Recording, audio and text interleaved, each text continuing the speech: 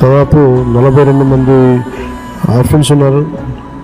తల్లిదండ్రులు లేని వాళ్ళు, లేదంటే కూర్చోబెట్టి దాంట్లో సగం మంది కనీసం ఎవరు బాధ్యత తీసుకోవడానికి ఎవరు లేరు. దీనికి మనం ఏదైనా చేయాలని నాకు వచ్చే జీతంలో మొత్తం ఆ డబ్బంతా ఇట్లా మీ భవిష్యత్తుకి ప్రతి ఈ పదవి ఉన్నంతకాలం, ప్రభుత్వం ఉన్నంతకాలం మీరు సంపూర్ణంగా చదువుకునే వరకు మనకి 5,000 రూపాయలు చొప్పున మీకు అందజేయడం జరుగుతూ ఉంటుంది. ముఖ్యంగా ప్రభుత్వం తరఫున పనిచేస్తూ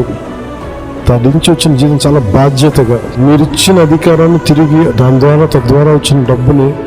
తిరిగి ఏ పిఠాపురం అయితే నన్ను గెలిపించడానికి కారణం అదే పిఠాపురం భవిష్యత్తుకు, మీరందరూ పిఠాపురం భవిష్యత్తుకు ఉన్న పిల్లలందరూ, సో మీ భవిష్యత్తు కోసం